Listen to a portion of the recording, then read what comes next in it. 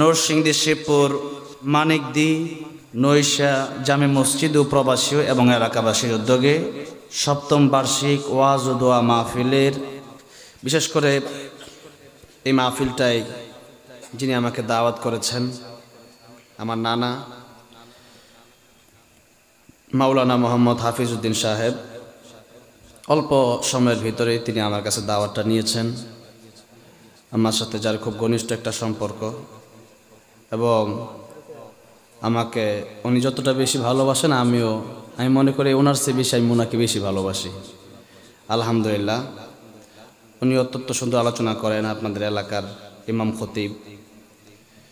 তো যাই হোক, মৌলানা মোহাম্মদ হাফিজউদ্দিন সাহেব ওনার এই বয়সেও যথেষ্ট উনি কাজের প্রতি আগ্রহী, যথেষ্ট চেষ্টা মানুষের জন্য উনি করেন। আশা করি আপনারাও খুব ভালোবাসেন। এরকম একজন ব্যক্তি আপনাদের এলাকায় আছেন, ওনাকে কদর করবেন, সম্মান করবেন, ভালোবাসবেন। আল্লাহ রাব্বুল আলামিন আমার নানা মাওলানা মোহাম্মদ হাফিজউদ্দিন সাহেবের নেক হায়াত বাড়ায় দেন, বলেন আমিন। এই এলাকাটা আমার খুব পরিচিত একটা এলাকা, যদিও ডাইরেক্ট এই গ্রামে আসি নাই, তবে আমার কাছে মনে হচ্ছে আমি গাজীপুরের কাপাসিয়া কোথাও বসে আছি। তো এই জন্য আসার পর থেকে এখনও টায়ার্ড লাগে নাই, কষ্ট হচ্ছে না, ভালোই লাগতেছে আলহামদুলিল্লাহ। খাবার দাবার, মানুষের আচরণ, মানুষের ভালোবাসা, আপনাদের ব্যক্তিগত অবস্থান, সুন্দর নিরিবিলি বসা, অন্যান্য 10টা মাহফিলের তুলনায় এই মাহফিলটা যথেষ্ট ভালো আলহামদুলিল্লাহ, যথেষ্ট। এই মাহফিলটায় যারা আসলেন, বসলেন, এই মাহফিলের জন্য যারা কষ্ট করলেন, আজকে যারা এই মুহূর্তে বসলেন, অনেক মা বোনেরা এসেছেন, আল্লাহ সবার মনে নেক বাসনাগুলো পুরা করে দেন। এই মাহফিলটা গত বছর রফিক মাদানী ভাই আসছিলেন, স্টেজে উঠতে পারে নাই, মাহফিল বন্ধ করে দিয়েছিল। কত মানুষের কাছে যাওয়া লাগতো, ওসির কাছে, ডিসির কাছে, এসপির কাছে, নেতার কাছে, খেতার কাছে। সেই দিন আর নাই, আছে নাকি? কোনো বাপের বেটার ক্ষমতা আছে মাহফিল বন্ধ করা? কারো বাবার ক্ষমতা নাই, নিজেদেরই এখন আর ঠিক নাই। আল্লাহ বাংলাদেশকে সমস্ত জুলুম, নির্যাতন এবং এই দেশের, একটু আস্তে বলতেছি, কথা তো অনেক কিছু বলি, এখানে কিছু বলবো না, ভয় নেই। আমি ওয়াজ করলে মানুষ ঠিক থাকতে পারবে না, আমি নিজেও অসুস্থ। আমি এই দেশের এমপি মন্ত্রী কাউরে ভয় পাই না, ওই এমপি মন্ত্রী ছাতার গোনার টাইম নেই আমার। লতিফ সিদ্দিকী আসছিল টাঙ্গাইল, আমার আগে উল্টা পাল্টা কথা বলছিল। আমি তোর মতো লতিফ সিদ্দিকীর আমার গোনার টাইম নাই। ওর নাস্তিক বেঈমান জালেমকে গোনার টাইম বাংলার কোনো আলেমের নাই। এখানে কথা হবে আল্লাহর কোরআনে যা আছে তাই কথা হবে, ঠিক না বে ঠিক? তাই হবে। আমি সাধারণত চলি একরকম, কিন্তু স্টেজে উঠলে আমি আরেক রকম হয়ে যাই। কারণ স্টেজে উঠলে আমি সাধারণ মানুষ থাকি না, আমি অসাধারণ মানুষ হয়ে যাই। আর অসাধারণ মানুষ কেন হব জানেন? কারণ এখানে বসার পরে এই চেয়ারে বসেছেন আমার নবী, বিশ্ব নবী মুহাম্মদ সাল্লাল্লাহু আলাইহি ওয়াসাল্লাম।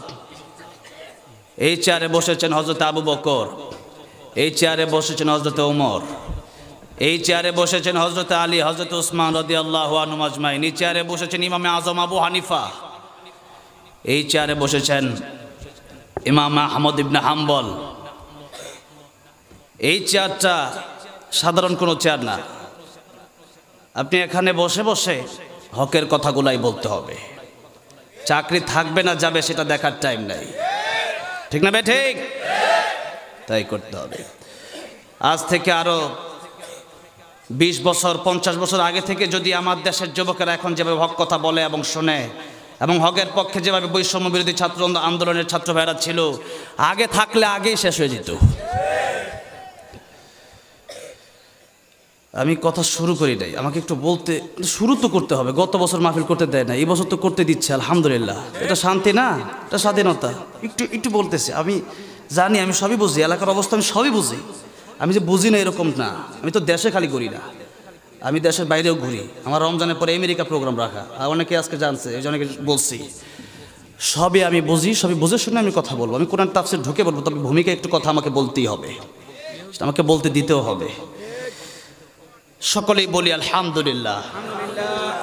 সূরা মুলুক থেকে আমরা কথা বলবো। কোন সূরা? সূরা মুলুক। মুলুক মানে রাজত্ব, মুলুক মানে একটা পৃথিবী, একটা গ্রহ, একটা দেশ, একটা জায়গা। আর আল্লাহ রাব্বুল আলামিন এই সূরা নাজিল করার শুরুতেই ক্ষমতাটা কার হবে, ক্ষমতায় কে থাকবে, মূল ক্ষমতার মালিককে আর গোলামকে, এই পরিচয়গুলো দিয়েছেন।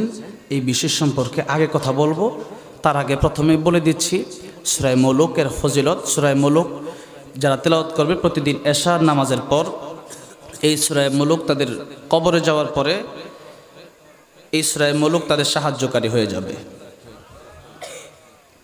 কিয়ামতের কঠিন ময়দানে এই সূরা মুলুকটা আল্লাহর নবী বলেছেন জেরাকারী হবে। বান্দার নাম থাকবে জাহান্নামের লিস্টে। বান্দা বলবে আল্লাহ রাব্বুল আলামিন, কোরআন বলবে আয় আল্লাহ তাআলা, এই বান্দাকে তুমি জাহান্নামে দিবা, এটা হতে পারে না। বান্দা গুনাহগার হতে পারে, বান্দা জীবনে অনেক গুনাহ করতে পারে, কিন্তু প্রতি রাতে সে আমাকে তেলাওয়াত করেছে। যেই বান্দা আমাকে ভুলে নাই, আজকে তাকে জান্নাতে দেওয়ার আগ পর্যন্ত আমি তার সাথেই থাকব। তুমি তারে জাহান্নামে দিলে আমি কোরআনও জাহান্নামে যাব, আর তারে জান্নাতে না দিলে আমি কোরআনে তুমি অস্বীকার করো।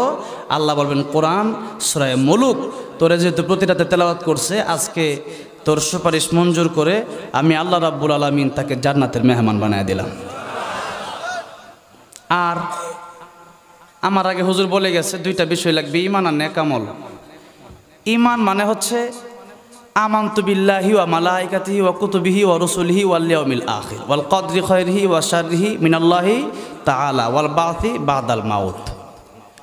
আল্লাহকে বিশ্বাস করা, এরপরে আমানতু বিল্লাহি ওয়া মালাইকাতিহি ফেরেশতা বিশ্বাস করা, ওয়া কুতুবিহি আল্লাহর সমস্ত কিতাব বিশ্বাস করা, ওয়া রুসুলিহি রাসূল বিশ্বাস করা, ওয়াল ইয়াউমিল আখিরি পরকাল বিশ্বাস করা, ওয়াল কদরি খায়রিহি ওয়া শাররিহি মিনাল্লাহি তাআলা। আর হচ্ছে তকদিরে যা কিছু আছে ভালো মন্দ সব কার পক্ষ থেকে হয়? আল্লাহর পক্ষ থেকে হয়, এটা বিশ্বাস করা। আর আরেকটা কথা 7 নম্বরে, ওইটা 5 নম্বরের সাথে মিলিত করছে, এটা হচ্ছে ওয়াল বাসি বাদাল মাউত, মরণের পরে আমাদের আবার পুনরায় উঠতে হবে, আল্লাহর দরবারে দাঁড়াতে হবে। এই কথাগুলো বিশ্বাস করার নাম হচ্ছে ঈমান। এটার ভিতরে এক একটা বিষয় নিয়ে কথা বলতে গেলে ঘন্টার পর ঘন্টা সময়ের প্রয়োজন, তবে এই বিষয় নিয়ে কথা বলতেছি না। তবে কথা হচ্ছে এই ঈমান আমাদের লাগবে। দ্বিতীয় নম্বর হচ্ছে নেক আমল। নেক আমল মানে হচ্ছে কোরআন শরীফে যা আছে, যা আদেশ তা মেনে নেবেন, যা নিষেধ তা ছেড়ে দিবেন, এটার নাম কি? নেক আমল। আর এই নেক আমল আপনি আর আমি শিখব কোন জায়গা থেকে? বিশ্বনবীর জীবনী থেকে। এই আমলগুলা এই দুনিয়ার জীবনে চলাকালীন আমার জীবনটা কার আদর্শে হবে? বিশ্বনবীর আদর্শে। কার আদর্শে? বিশ্বনবী রহমাতুল্লিল আলামিনের আদর্শ হবে। দুনিয়ার অন্য যত নেতা আছে তাদের জীবনে মিথ্যা কথা আছে, তাদের জীবনে চুরি আছে, ডাকাতি আছে, জনগণের টাকা মাইরা খাওয়া আছে, কিন্তু আমার নবী জীবনে মিথ্যা কথা বলে নাই, জনগণের টাকা খায় নাই, আমার নবী হারাম খায় নাই। আমার নবী মানুষের দাদারা গেছে বলছি, ইয়া আইয়ুহান নাস কুলু লা ইলাহা ইল্লাল্লাহু তুফলিহুন, ও মানুষ তোমরা লা ইলাহা ইল্লাল্লাহ পড়ো কামিয়াব হয়ে যাবে। মানুষ পাথর মারছে, আল্লাহ জিবরাইল পাঠাইছে, বলো আমার নবীর কাছে গিয়া বলবা, যদি তারা আমার নবী যদি বলে তাহলে এটারে উল্টায় দেব, দুই পাহাড়ে চাপ দিয়ে তাদেরকে শেষ করে দেব। নবী বলছে না, এদেরকে শেষ করে দিলে তাহলে আমার আল্লাহর এই কালিমা পড়বে কে? তাদেরকে মারা যাবে না। সুবহানাল্লাহ জোরে কোন। ওয়া ইন্নাকা লা আলা খুলুকিন আযীম। আয়েশা রাদিয়াল্লাহু আনহাকে জিজ্ঞাসা করা হলো, আম্মা জান নবীজির চরিত্র সম্পর্কে একটু বলেন। আম্মা জান আয়েশা বলেন, কানা খুলুকুহুল কোরআন, কোরআনে যা লেখা আছে নবীর জীবনে তা বাস্তবায়ন করা আছে। তাহলে আমরা এই দুইটা জিনিস যেটা বললাম, তারাক্তু ফিকুম আমরাইন লান তাদিল্লু মা তামাসসাকতুম বিহিমা কিতাবাল্লাহি ওয়া সুন্নাতা রাসূলি। আল্লাহর কোরআন মানবো, নবীর জীবনী মানবো। রাজি আছি না নাই? নবী যা যা করছে আমরা তা করব, নবী যা করে নাই আমরা তা করব না। এখন নবীজি কিন্তু রাষ্ট্রপ্রধানও ছিলেন নাকি বলেন? মদিনার প্রেসিডেন্ট ছিলেন বিশ্বনবী, ছিলেন না? আমাদেরকেও প্রেসিডেন্ট হতে হবে। আমি ওই সাধারণ এমপি মন্ত্রী হওয়ার ক্ষমতা দেখি না, আমি আমি চিন্তা করি আমি প্রধানমন্ত্রী হব দেশের। কি চিন্তা করি? দেশের প্রধানমন্ত্রী হওয়ার চিন্তা করি আমি, ওই সুটকা ফাটকা চিন্তা করি না।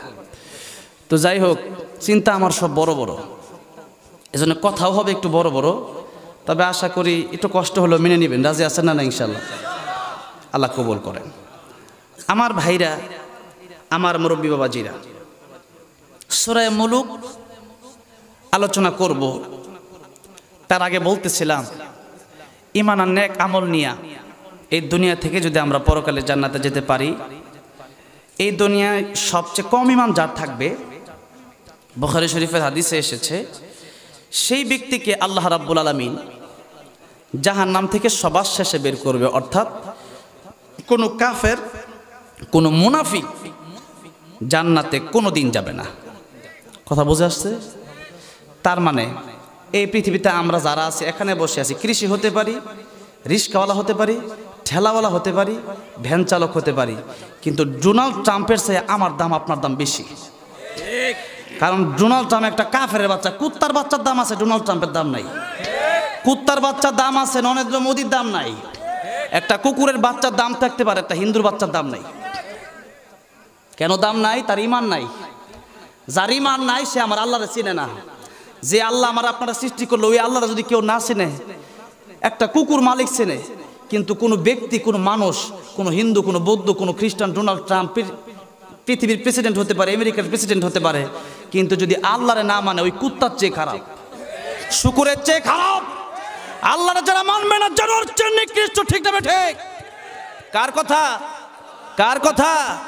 আল্লাহ রাব্বুল আলামিন বলেছেন, লাহুম কুলুবুল লা ইয়াফকাহুনা বিহা ওয়া লাহুম আ'য়ুনুল লা ইউবসিরুনা বিহা ওয়া লাহুম আযানুল লা ইয়াসমাউনা বিহা উলাইকা কাল আন'আমি বাল হুম আদাল্লু উলাইকা হুমুল গাফিলুন। কলব আছে জীবনে, তার ভিতরে কোরআন নাই। কলব আছে জীবনে, প্রেসিডেন্ট হবে কেমনে, এমপি হবে কেমনে, মন্ত্রী হবে কেমনে, চেয়ারম্যান হবে কেমনে, মেম্বার হবে কেমনে, টাকা পয়সা কামাবে কেমনে, বাড়ি করবে কেমনে, গাড়ি করবে কেমনে, জায়গা কিনবে কেমনে, তার ভিতরে সব চিন্তা আছে। কিন্তু আল্লাহ রাব্বুল আলামিনকে নিয়ে একটা বার চিন্তা করলো না। অথচ যে আল্লাহ রাব্বুল আলামিন তার জীবনটাই দিল, এই জীবনে যদি আপনাকে আল্লাহ জীবনই না দিতেন, এই যদি ডাব্বাটা দিতেন, তার মানে আমার দেহ যদি দুনিয়াতে আসতো, এই দেহের সাথে যদি রূহ না থাকতো, বলেন তো এই দেহটা আমার আব্বা আম্মা কি ঘরের ভিতরে রাখতো? রাখতো না। এখন আপনাদেরকে আরেকটা প্রশ্ন আমি করি, আমার রূহ যদি না থাকতো, এই এলাকায় আমি প্রধান বক্তা হিসাবে আসতে পারতাম? যদি কোনো এমপি রূহ না থাকে, পরের দিন আর এমপি থাকে? কোনো প্রধানমন্ত্রীর রূহ না থাকলে পরের দিন কি প্রধানমন্ত্রী থাকে না। এই জন্য রূহ যদি না থাকে, মানুষের কোনো দাম নাই। আল্লাহ রাব্বুল আলামিন রূহ দিয়া দিলেন। রূহ দেওয়ার কারণে এখন এই মানুষ পৃথিবীতে আসে, ওয়া করে কান্দে। এরপরে হাত আছে, সর দেওয়ার ক্ষমতা কিন্তু নাই। হাত আছে, ছোট বাচ্চা মানুষ আপনি, হাত আছে, আপনি নিজের হাত দিয়া খাইতে পারেন না, আপনি নিজের হাত দিয়া ধরতে পারেন না, হাত এইভাবেই আছে। হাত আছে, কোনো কাজ আপনি করতে পারেন না। জবান আছে, কথা বলতে পারেন না। পা আছে, চলতে পারেন না। আস্তে আস্তে আপনি বড় হলেন, 2 বছর, 3 বছর, 4 বছর, 10 বছর, 12 বছর হয়ে গেল। এখন আপনার দেহটা বড় ভালো, এখন আপনি লড়তে পারেন, চড়তে পারেন, কথা বলতে পারেন, হাঁটতে পারেন, কাজ করতে পারেন। এই সব কিছুর যোগ্যতা, ক্ষমতা আপনারা দিল কে? এখন যে আল্লাহ আমারে বলার ক্ষমতা দিল, যে আল্লাহ আমারে চলার ক্ষমতা দিল, যে আল্লাহ রাব্বুল আলামিন আমারে কাজের ক্ষমতা দিল, ওই আল্লাহরে বাদ দিয়া যদি আমি নেতার নাম জপতে জপতে শহীদ হইয়া যাই, আল্লাহর নাম যদি না জপি, আল্লাহ কয় কাইফা তাকফুরুনা বিল্লাহ, বান্দা তুই আল্লাহর সাথে কেমনে নাফরমানি করস, ঠিক না বেঠিক? এই জন্য পৃথিবীতে যতদিন বাঁচবো আল্লাহর গোলামি করে বাঁচবো, কোন নেতা খেতার গোলামি করে বাঁচবো না। রাজি আছেন কারা কারা? তো হাত আল্লাহর উঠায় দেখান।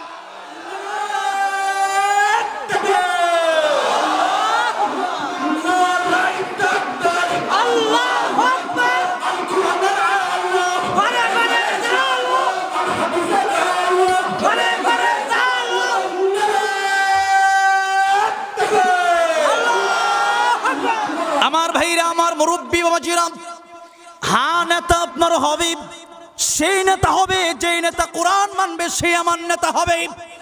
যে নেতা ইসলাম মানবে সে আমার নেতা হবে। যে নেতা কোরআন মানে না, সুন্নাহ মানে না, বরং কোরআন হাদিসের মাহফিলগুলা বন্ধ করে দিতে চায়। আমার রফিক মাদানী ভাই গত বছর এখানে আসার কথা ছিল, আসতে পারে নাই। বোট বাজারে জেলে যাওয়ার আগে একই সাথে একই মঞ্চে আলোচনা করেছিলাম। আমার রফিক মাদানী ভাই বলেছিলেন, সেই স্টেজে আমিও ছিলাম, বলেছিলেন সেই প্রধানমন্ত্রী মানে না যেই প্রধানমন্ত্রী কোরআন মানে না। এটা কি কোনো খারাপ কথা নাকি? আমি তো প্রধানমন্ত্রী মানি, ডক্টর ইউনূস সাহেব যদি কোরআন মানে তারও আমি মানি। ডক্টর ইউনূস সাহেব যদি আজকে থেকে একটা কোরআনের বিরুদ্ধে কথা বলে, তারও বাংলার মানুষ ছড়া দিবে, ঠিক না বেঠিক? ও মুসলমান, এই জন্যই কথা বলতেই হবে। কোরআনে আমার যা আছে তা আমাকে বলতেই হবে, তা থেকে বাধা দেওয়ার মতো কোনো শক্তি পৃথিবীর কারো নাই। এই জন্য ভালো করে মনে রাখতে হবে, যেই নেতা আমার আল্লাহরে মানে তারই আমারে মানতে হবে। যেহেতু নেতা মানে কি? নেতা মানে ইমাম, ইমাম মানে নেতা। ইমাম হচ্ছে আরবি শব্দ যার বাংলা অর্থ হচ্ছে নেতা। এই জন্য আমার আপনার ইমাম হবে কোরআনের হাফেজ, কোরআনের আলেম, ঠিক না বেঠে? ইমাম সাহেবরে মানেন, কিন্তু ইমাম যদি ভুল করে লুকমা দেওয়ার দরকার আছে না নাই? ইমাম সাহেব ভুল করলে লুকমা দিবেন, বিচারপতি ভুল করলে লুকমা দেওয়ার দরকার আছে না নাই? এখন মসজিদে গিয়া সবাই লুকমা দেয়, দেয় না? ইমাম সাহেব হুজুর মাগরিবে নামাজ 3 রাকাত, দ্বিতীয় রাকাতে মনে করেন উঠে পড়তেছে। এখন আমাদের দেশে এমন জজ, এমন উকিল, এমন বিচারপতি আছে না নাই? যেই বিচারপতি নামাজি আছে না?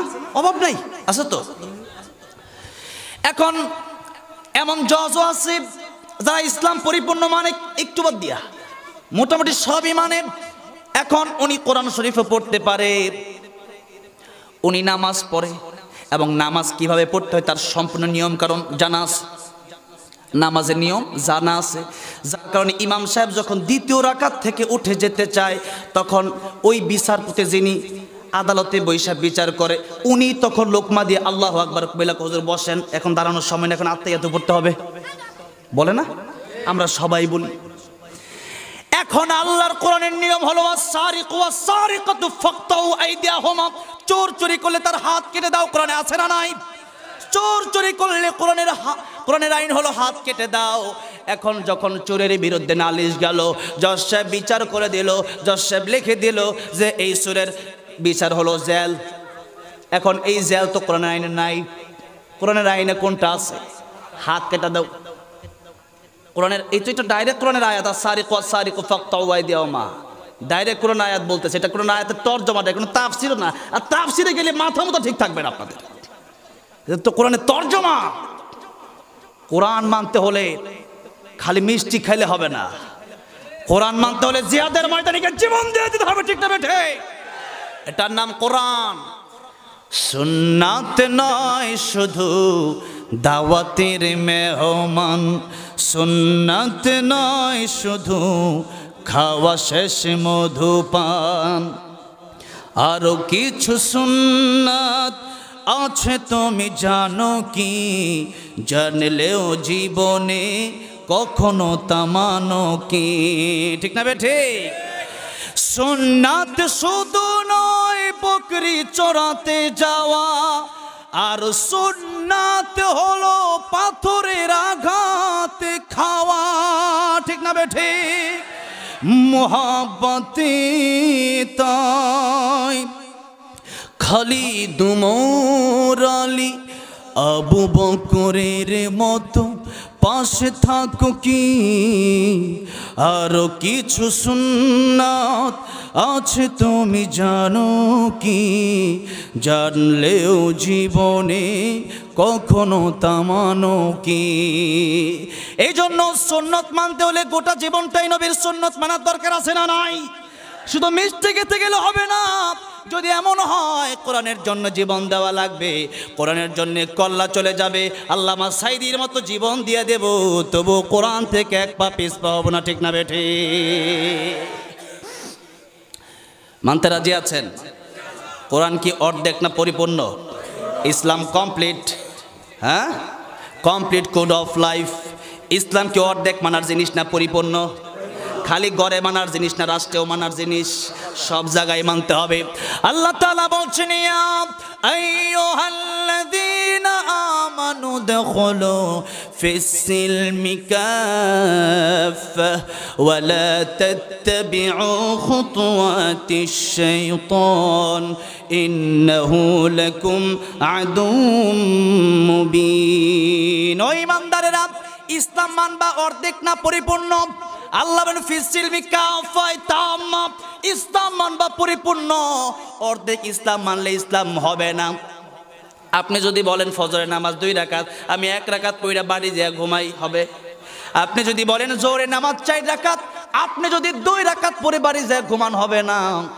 আপনি যদি ওযু যদি করেন, ওযুর ফরজ কয়টা বলেন? 4টা।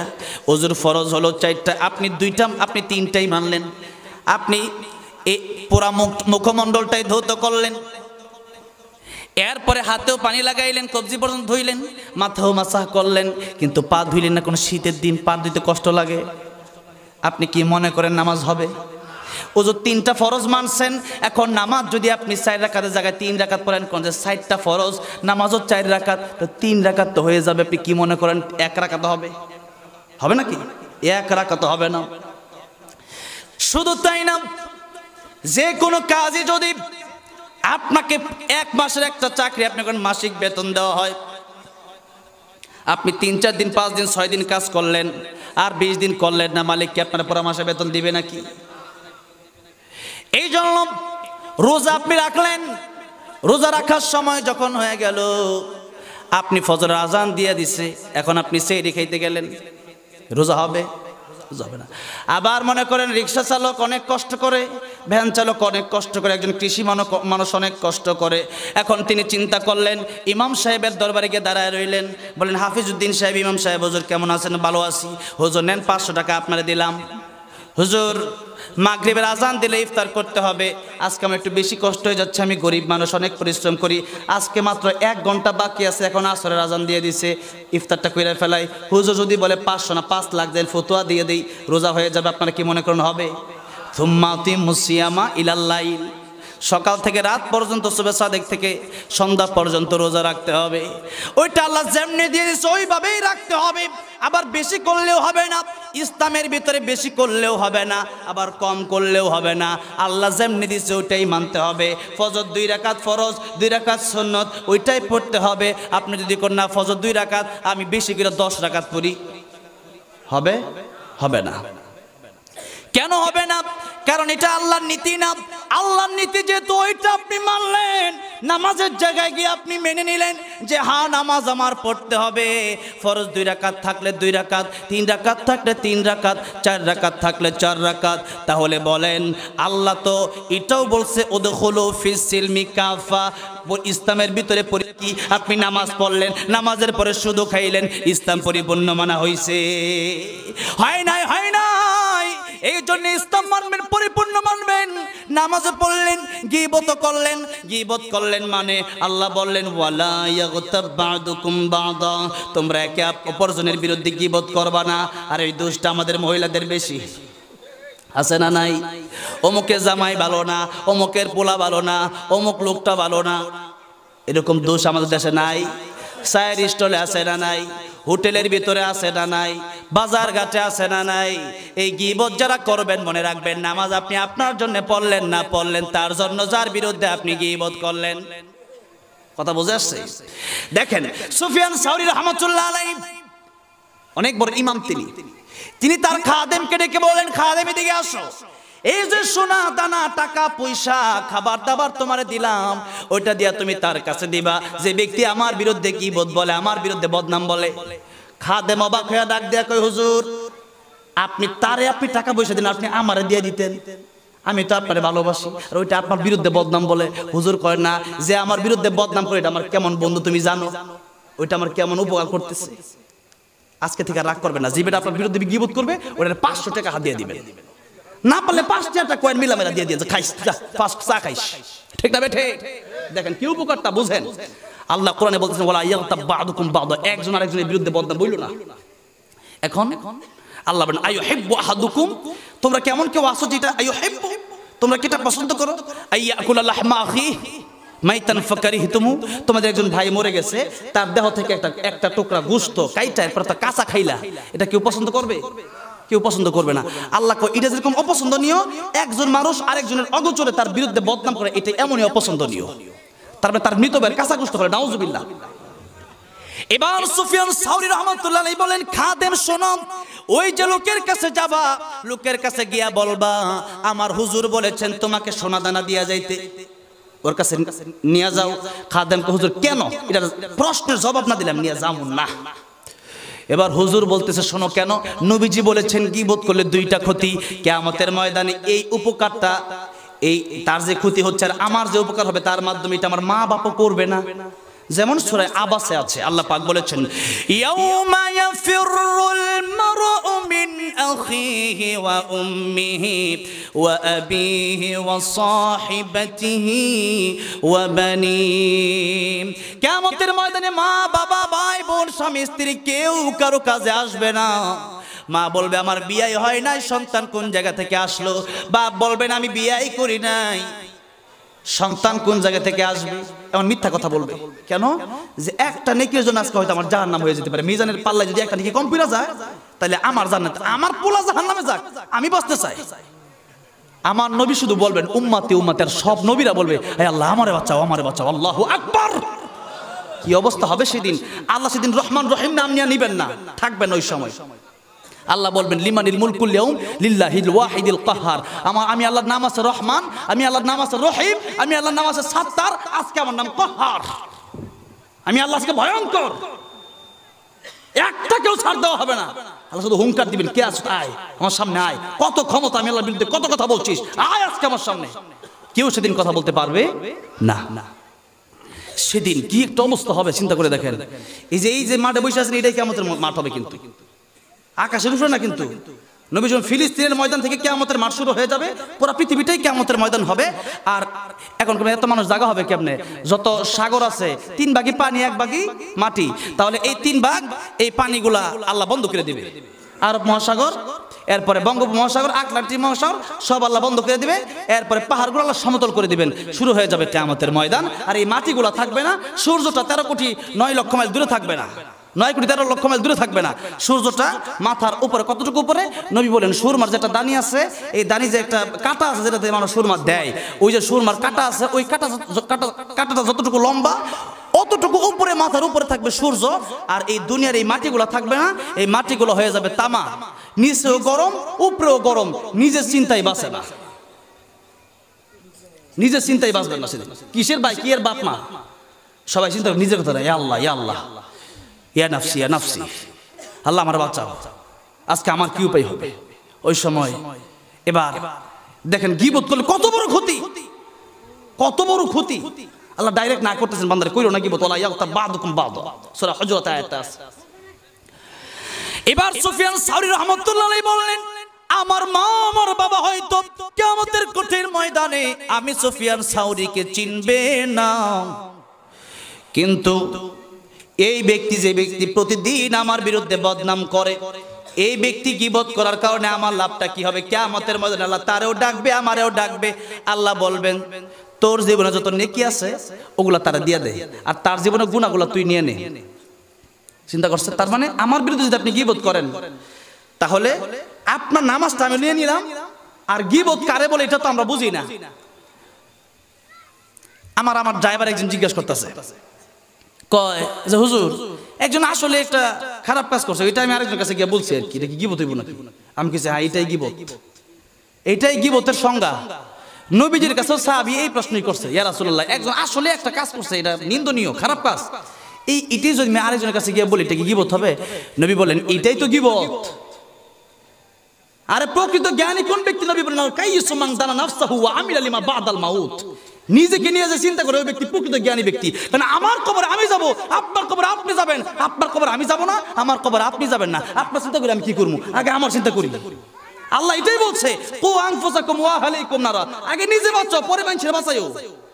কিন্তু আজকে আমাদের নিজেদের বাঁচার কোনো ঠিক নাই, ওই বড় কেমনে ভালো হইব ওইটা চিন্তা আমাদের বেশি, ঠিক না বেঠে?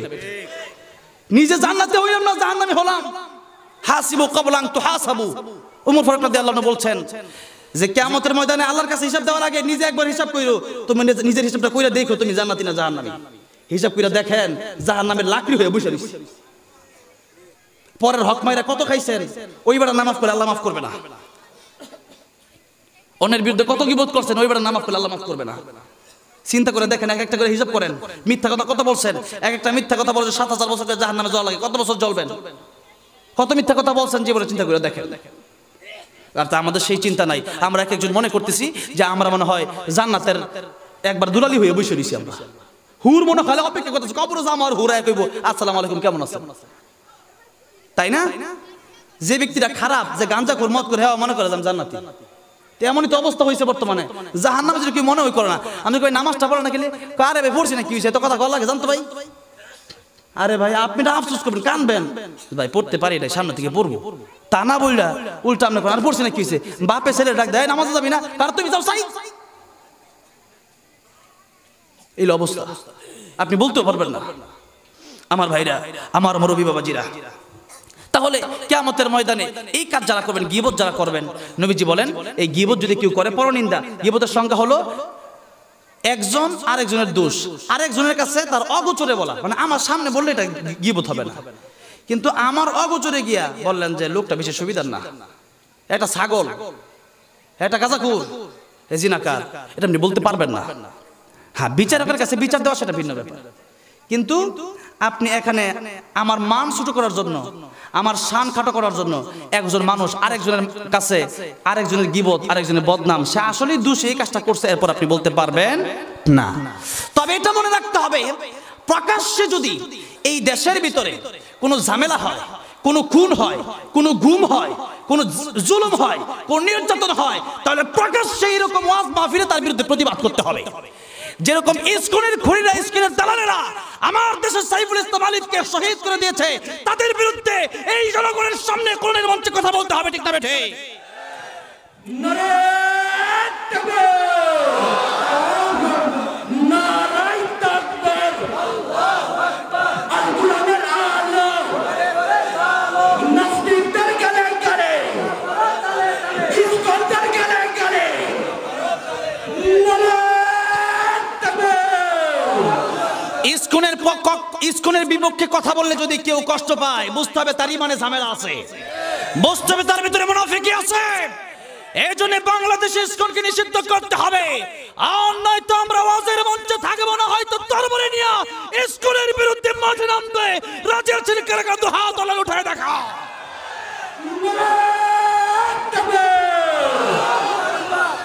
আমার ভাইরা, আমার মুরব্বী বাবাজিরা, আমরা তো চাই হিন্দু দেশে বসবাস করুক, খ্রিস্টান বসবাস করুক, বৌদ্ধ বসবাস করুক, তাতে কোনো সমস্যা নাই, কিন্তু সন্ত্রাস বসবাস করতে পারবে না, উগ্রবাদ বসবাস করতে পারবে না, রাষ্ট্রদ্রোহী বসবাস করতে পারবে না। আমাদেরকে রাষ্ট্রদ্রোহী বলছে অনেকে, আলেমদেরকে, কিন্তু আসল রাষ্ট্রদ্রোহী তো এরা যারা বাংলাদেশ বাদ দিয়া শুধু ওই দেশের গুণগান করে।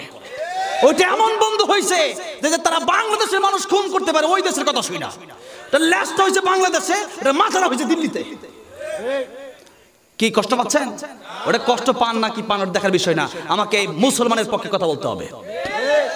হিন্দুর পক্ষেও বলবো যদি হিন্দু ভালো হয়। হিন্দু যদি বলে না আমি আমার ধর্ম মানছি, তুমি তোমারটা মানো, কোনো সমস্যা নাই, তাতে কত কোনো সমস্যা নাই। কুল ইয়া আইয়ুহাল কাফিরুন লা আ'বুদু মা তা'বুদুন ওয়ালা আনতুম আ'বিদুনা মা আ'বুদু। তাগরটা তাগর, আমগরটা আমগর, ঠিক না বেঠিক?